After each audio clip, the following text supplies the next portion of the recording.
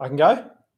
If you are somebody who hates selling, if you are somebody who doesn't see yourself as a salesperson, if you are somebody who'd like to learn more about selling, if you are somebody who is really struggling and it's quite uncomfortable putting yourself out there, then I've got some great tips and tricks in the studio today with Luke, and Luke's given me some great support. Vanessa's behind the scenes.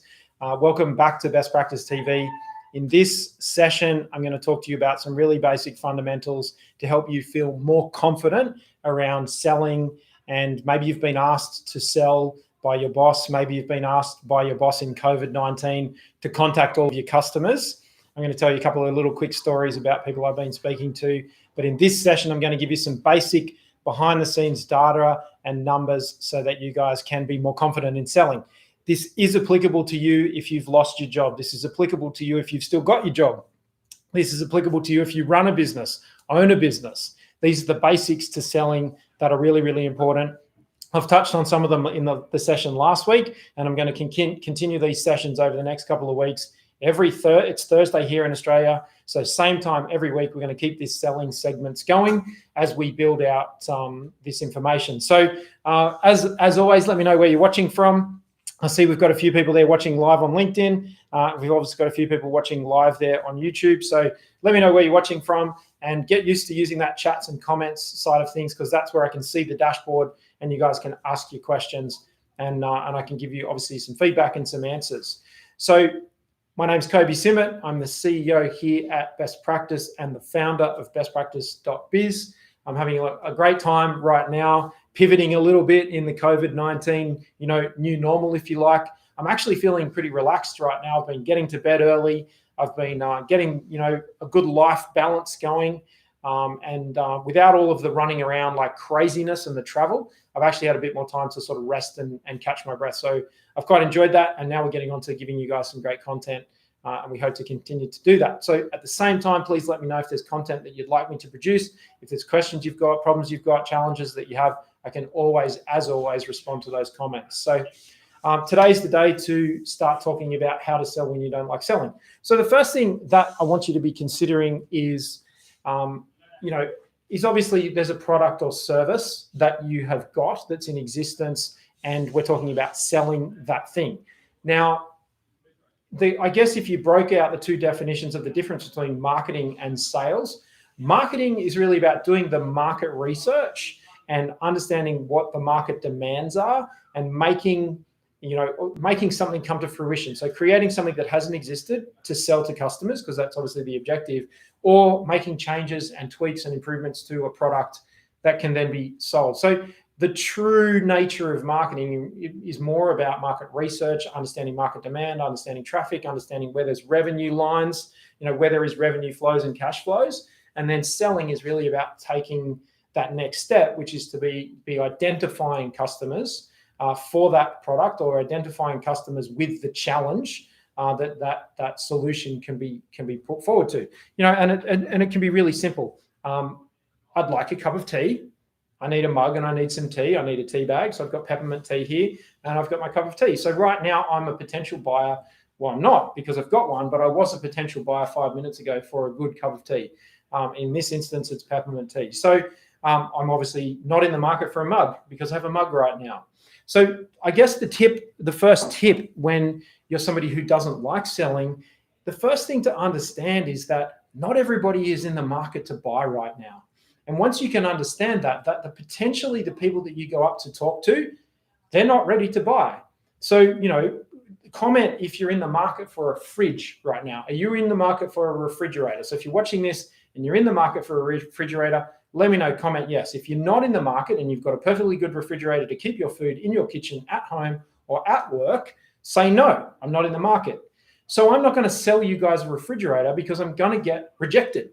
So by asking and saying, are you in the market for a refrigerator? Then I get a bit of a sense of the data and the analytics of what's going in the marketplace. There's a great book, I follow lots of books and I've talked about this a lot and in a few posts recently, is The Ultimate Sales Machine by Chet Holmes. That is it's been around a few years now. It's an excellent book. He talks about this concept of 3%. 3%. there's only ever, at any point in time, there's only ever 3% of the market buyers in the, there's only 3% of the market in the market for your product or service at any point in time. So if you speak to 100 people, there's only three. There's only 3 people who are in the market to buy. And so the first thing, if I can get you to understand, is say, okay, well, if the first challenge, if you're uncomfortable selling, if you feel uncomfortable picking up the phone and calling people on a list, cold calling if you like, and saying, hey, buy my shit, then I get it. It's perfectly good to be uncomfortable because your subconscious is saying, well, I don't know if they're actually going to want to buy what I've got because I'm used to people calling me to buy from me. And so advertising and marketing and social media and branding, for me, what 3% tells me is that 97% of my time should be spent branding and marketing. And that's why I do so much social media, because all I'm trying to do is be top of mind in case somebody wants to buy what I offer down the track. Or maybe you really love what we do, and then you hear of somebody wanting to buy what we do, and then you'll do a word of mouth referral, and then that person will call me and I'll help them, and I'll probably help them for free because that's what I do a lot of stuff. So this 97% of what I'm doing is free, and 3% is charging if you did the rough analysis. So if you can use this 3 and 97. So that's what I want you to understand, is that if you were to make 100 phone calls, you're only going to find potentially 3, maybe 4 people that are in the market to buy right now.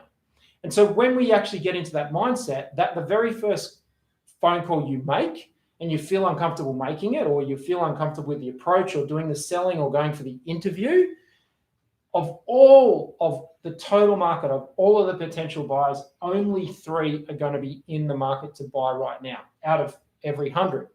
So then you can say, okay, well, we can change how we make our phone calls or make our contacts. And we can say, okay, well, based on the assumption right now that only 3 in 100 people that I contact are going to be in the market, we can change our questioning. And so if you watch that famous movie, The Wolf of Wall Street, and Leonardo DiCaprio says to his co-star in the movie, sell me this pen. And the first thing he says is, how long have you been in the market for a pen? He says, I'm not in the market for a pen. He says, well, I'm not going to sell you the pen.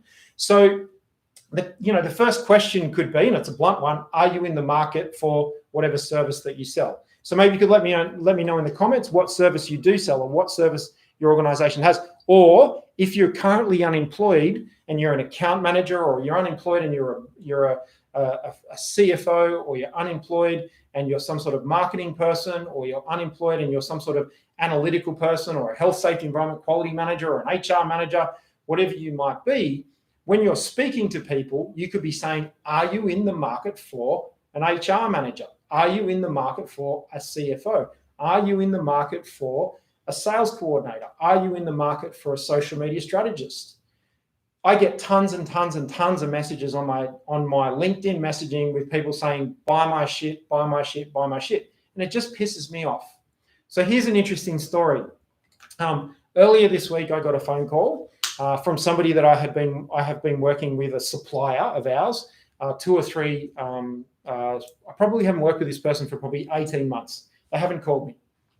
So lots of organizations right now are saying, call all of your customers. It's very quiet. There's not much going on. And this particular person called up, and I saw the number come up on the screen. I didn't have the person saved into my phone, and there are a few phone calls I'm waiting for. So it's unusual for me, but I answered the phone and the person said, hello, Kobe, how's it going? It's such and such. Let's call the person Mary, for argument's sake. So, hey, it's Mary. Just want to talk to you. And they talk. And I was like, hang on a minute. Stop. I'm busy. I thought it was somebody else. So I answered the call. Could you please call me back in 10 minutes? Now I could hear her voice I could hear her emotions sinking in her voice, because I know what was happening. Her bosses said, call all of your contacts. How come that account hasn't bought from you in 24 months or 12 months? And I know that was the working relationship. And so she's actually a scientist and we were buying a scientific product and some analysis and some research, and she's been asked to then sell. And so, it's this situation that prompted me to do this this for you guys because she's a very technical person in a technical role, but she's been told by her boss, you've got no work right now, go and find some work to do. And so I knew as soon as Mary said, hey, it's Mary, I knew straight away what the call was. And I feel bad for actually picking up the phone because I shouldn't have, but I was waiting for a call from someone else. Now I know that can be the situation that's happening to you guys. You're saying, right, I need to call everybody. Who can I call? Let me find out what's going on. So what I want you to think about is that at any point in time, if you have 100 names on your list, your goal is to find from that list of 100, who are the 3 people in the market to buy right now? Because they will be in the market to buy right now, and they'll be looking at potential people to buy from. So we can start to ask questions like, the very blunt one is, are you in the market?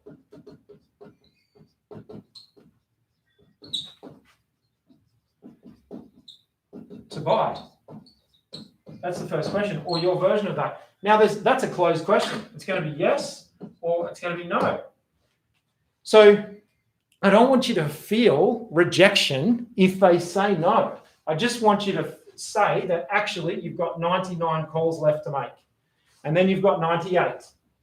And then you've got 97, 96, 95, 94. Now, what's really interesting as this number drops is the likelihood of you finding the first of the 3 buyers in the market increases. So we can actually set ourselves a smaller goal.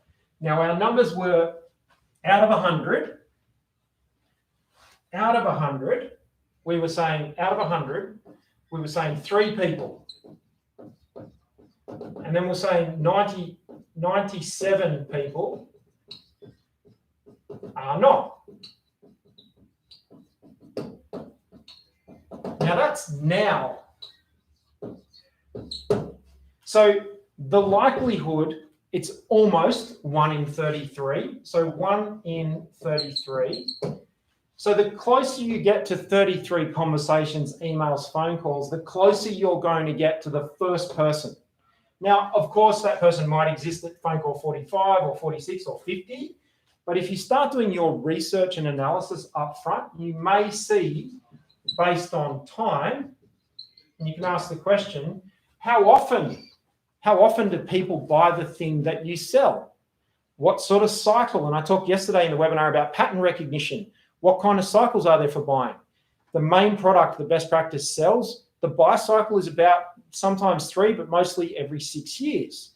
And so we know they go through this buying cycle every 6 years, and that's the time that people start to look at the market, and that's the attrition rate of our customers in that particular product suite. So I want you to understand that. Give yourself some confidence that after you've made 15 calls, you could be halfway to finding your first person that, yeah, actually I am in the market for that. I'm glad you called. I've been meaning to call you.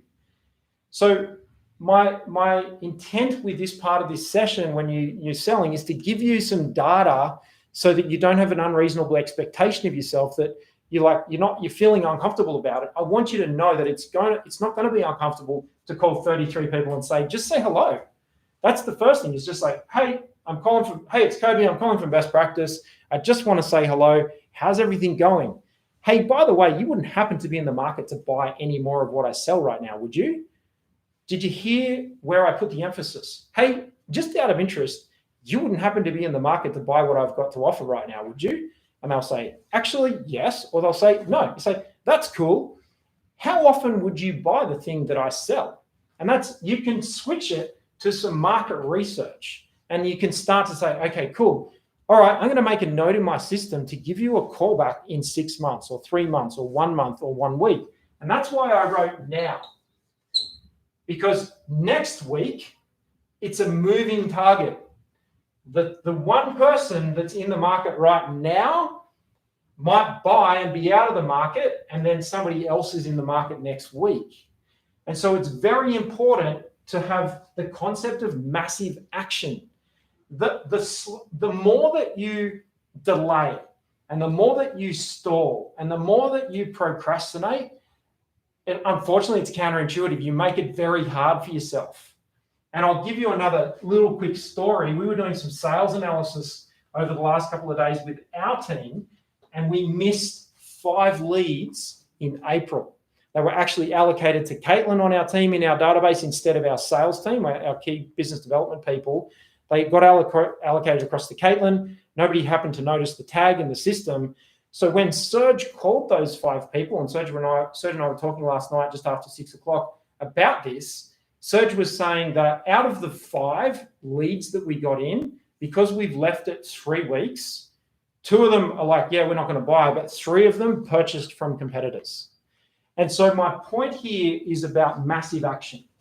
And it's about the more that you procrastinate and you don't do the big numbers in quick succession, these people are on a journey to buy. And buyers want everything right now.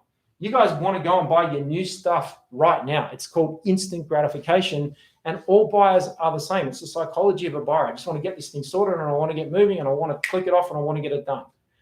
So from a buyer psychology perspective, I want you to understand that you need to move quickly and you need to start practicing and you need to get into some cadence. And unfortunately, the reasons why it is uncomfortable and you don't like it because you make 1 or 2 and then you think, fuck, I don't like that. I'm going to go and do something else. So you've got to really set yourself the goal of 30 phone calls very quickly. It's like block out a whole day and make 30 phone calls. Block out 2 days and make 30 phone calls, but no more than that, because the minute that it's about now, because that one person is constantly moving. And of course, you spoke to people yesterday. And if you can ask the question, when do you think you might be in the market? And they say, oh, I was actually in the market a month ago. Yeah, I just bought that thing, particularly if you're not on a recurring sale or they're buying from other competitors or you're reaching out to people. I want you to be mindful that that target is 100. It's 100 LinkedIn messages. It's 100 phone calls. It's 100 conversations. And I said I would say how to sell when you don't like selling. I didn't say it was going to be easy. The reason why salespeople globally are the highest earners in all organizations and in all career paths, there's not many, there's only a couple of very specific areas of career that you can earn more than salespeople. People that sell are the people that control their destiny, and if they can work out how to scale, they're the people that make the most amount of money and control their financial destiny to look after their families and their future and their investments. So that is why I'm banging on so hard about selling and sales for you guys to help you guys, is so that you can understand that when you do this and you get into this activity and this traction and this action, then you will get better results. So when you get this, you should see a result of 3. When you do this, you should see the result of 3. When you do this, you should see the result of 3. And that is your test case. You can't do 2 phone calls or 3 phone calls and expect to get a result. 100's the goal because of our magic number 3. Now, what will happen is you will start to see if there are 3 buyers, there's potentially another 3 to 6 potentials.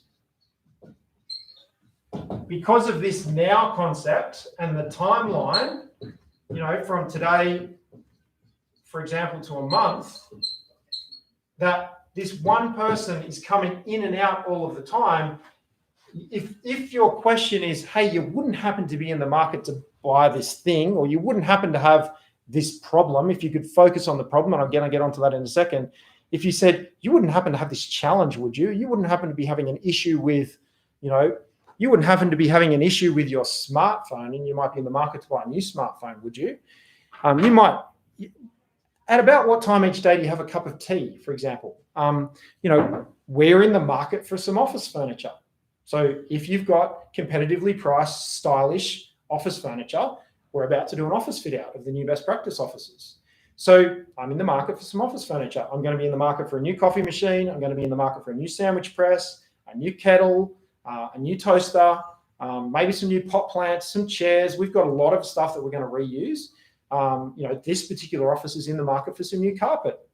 So when we talk about those sorts of things, that's what I want you to understand, is that to get over that fear, the fear of actually, it is hard to sell. I want you to, there you go, Barbara. No, you're not in the market for a refrigerator. So I hope this is helping. Let me know if this is helping. It's giving you some background. And then what we can start to focus on is the problem. And that's really the next component. And I am conscious of everybody's time. We try to make the Thursday session really quick. So what I want you to start to think about is the problem. So I talked last week about the 3 stages of a sale. You know, when you selling, you're going through a flow chart. You've got to open the sale. You've got to do a presentation. And then you've got to close. Now, one thing that's really important is think about yourself as a buyer when you're shopping for something. One of the first questions you ask yourself is, I wonder how much it is. Because what your brain is doing is your brain is saying, okay, for that amount of money, is my problem going to be solved? So I want to overlay this with problem.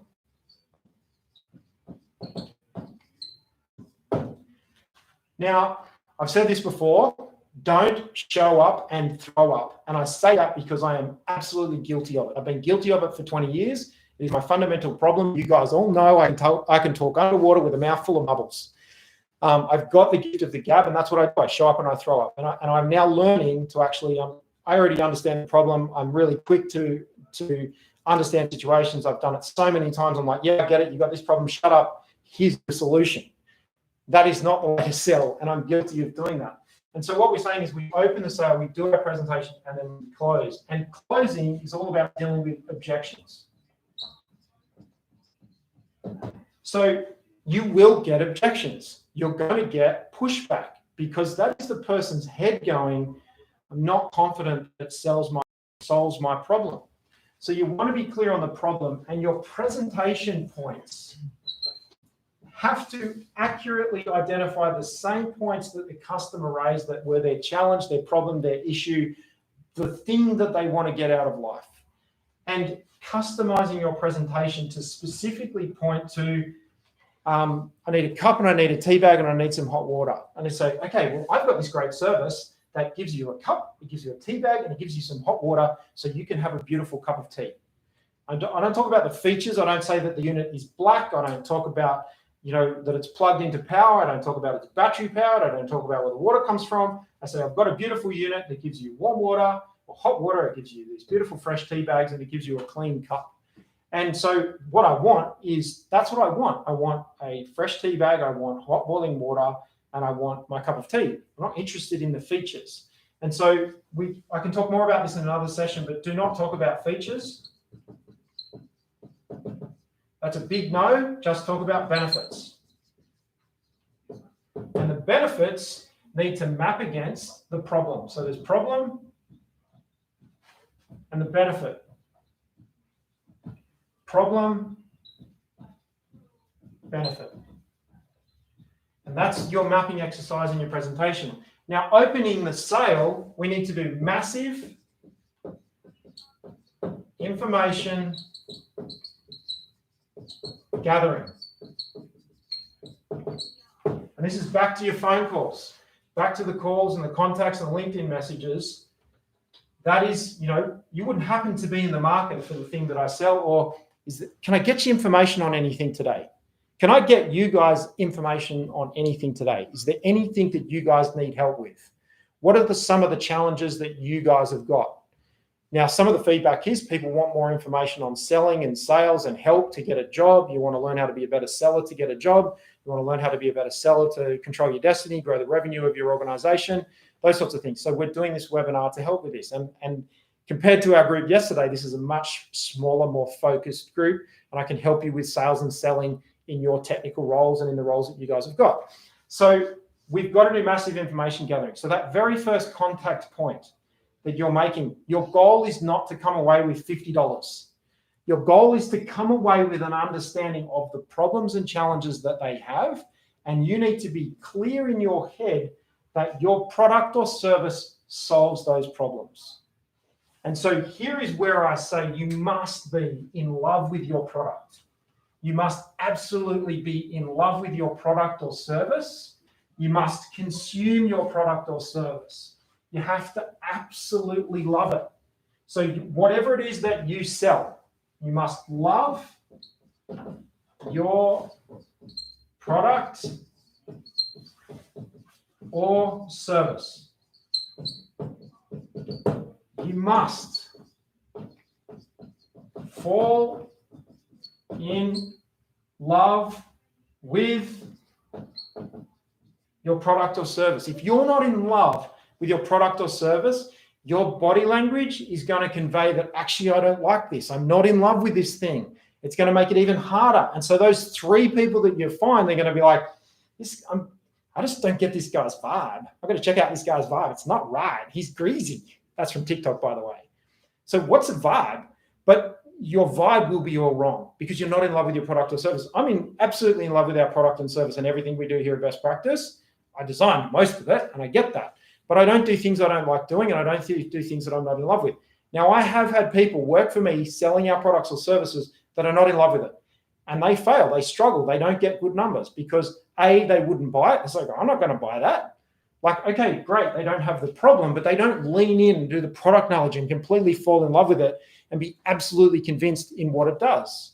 And you've got to put this work in. So understanding very clearly the products, the challenges, the technical aspects of it, and how it helps people, and actually pay attention to the results that people get and the changes that people get and the benefits that people get, and that your absolute desire to bring that amazing benefit to people, then it's not going to come across in your body language. So you must be in love with your product or service.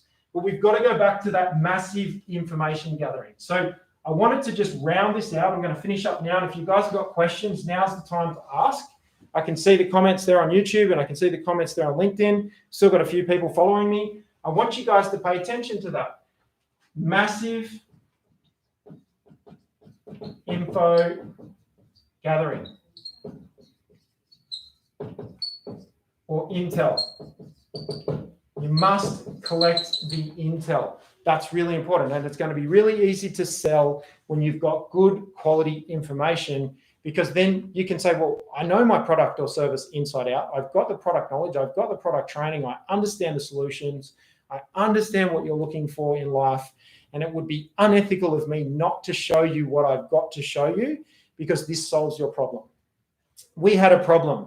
Really good quality audio, really good quality recordings for you guys so that there is no constraint. So you can listen to this on a podcast, you can listen to this on YouTube, those sorts of things. So we went and bought these microphones. It's here. It's a Shure microphone. Now, okay, this room is a bit echoey and we're trying to manage the room. It's not a perfect studio for you guys, but that is the best microphone that you can get for podcasting. And it's helping obviously for us to do the work for you guys on YouTube and LinkedIn. And we've got 2 Logitech webcams that have got microphones. They're also picking up some of the audio.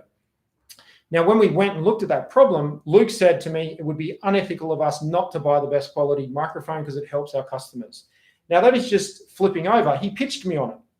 He said, this is the one we've got to buy because it's the best one for our customers. And so I get it. So it's a slightly different sales pitch, but he pitched me on it. I said, mate, money's no object. Just go and buy it. And so when somebody is putting up an objection about price, it means that you haven't done enough massive information gathering. And I'm sorry, I'm not close enough to the microphone. He's fixing it. So that is something that I want you to consider. If someone's objecting on price, if someone's asking for a cheaper price, you're not focusing on the very specific benefit that they are looking for. And that is about asking the question. And equally, it's also about maybe choosing not to serve that specific customer, because you want to focus on this part of your product or service, but the customer wants to focus on a different part of your product or service. And in our core certification business, where we do ISO certification and we do those kinds of things, we have a lot of customers. They don't want to know about business improvement. They just want the piece of paper because they need the piece of paper for the tender. I'm not interested in working with those companies. I'm interested in working with companies that want to grow and expand and deliver amazing services to their customers. So the association of your brand with best practice makes your customer feel more confident and that you will be a reputable brand and you will do great things and you will be talked about for the next 200 years through history. That's what I'm interested in doing, in helping companies to be amazing, great, and unleash their potential. I'm not interested in just giving someone a sheet of paper because they become a lot of friction for us. They don't like paying the bill on time. They don't want to listen to our advice. They don't interact with all of the great stuff that we do. And I'm like, that's cool. Go find someone else. There's somebody else out there that's cheaper if you don't value what we're doing. You can't get what we're doing anywhere else. We're very unique. What we do is very unique, and you guys all know that. So that's exactly right, Stan. Ethics is really important. It's first and foremost, with massive information gathering, you can clearly understand the picture and the problem. And then this concept of sales being unethical, it's unethical. Unethical salespeople don't do the massive information gathering. They just try to take money from people in exchange for something, and that thing is not fit for purpose. And so that is, there are a number of countries that manufacture huge amounts of products, and they're just interested in shifting product and collecting money. But in a lot of cases, the products are not fit for purpose, and that is unethical in my view. So I'm all about ethical selling, and that is massive information gathering to understand the problem. And then it would be unethical of you not to keep pushing your product or service to your customer, because you know it is the best product in the market at the best price with the best amount of value that solves their problems. And that is your presentation. Your presentation is, I understand this about you. I understand this challenge. I understand this problem. You said this, you said that. I understand this, I understand that. And because I understand all of these things, I understand you've got this problem and I can help you with that. Here is my solution. I understand this problem, and this part of what I've got solves that problem. And that is the ethical component, which is, it's unethical of you being the best in the industry and completely in love with your product. It's unethical of you not to sell your product or service to your customers because you've done your research properly. So I hope that helps as a starting point, that when you're making calls and you're feeling like you need to do selling, or when you're being told to do selling and it's hard and you don't like it, I want you to understand that your first step to take, is to collect information and ask questions. Good quality sales, professional sales, and professional selling starts with questions, not showing up and throwing up. You're exactly right, Alexi. There's not enough ethical sellers out there, and Barbara, I agree with you. So it is something that I want you to consider. I didn't want to take too much of everybody's time today. If you have got questions, hit me with those questions right now. We've got a couple of people there still on LinkedIn. Obviously, a couple of people there. I apologize for the slow start on YouTube this morning. Again, I wouldn't be live streaming Best Practice without a technical issue. We are going to actually start looking at a new piece of software over the next week or so to switch our live streams to see if we can be a bit better performance. So thanks everybody for joining us this morning. I hope this has been helpful. I've got another session same time next week for you, more on selling and sales in this technical environment to hopefully get you through COVID. If you want to talk more about employment or getting employment and those kinds of things, we can talk about that too, because I know there's lots of people out there losing their jobs. It is about piling in a huge amount of value. And I put a post up on LinkedIn this morning of a whiteboard photo. We were doing some stuff downstairs in one of the training rooms on whiteboards, and we've got a bunch of whiteboard questions, whiteboard photos coming out on our social media over the next week. So look out for those. So I want you to think about that. So think about how you can ask better questions and write yourself a good list of questions to ask. Okay, that's it from me for today. Just a quick game's a good game. I can't see any other questions. So do me a favor and smash that like button. Do me a favor and hit the share button if you need to. And if you don't see me if you don't see me out and about, you'll definitely see me right here next time on Best Practice TV. Bye for now.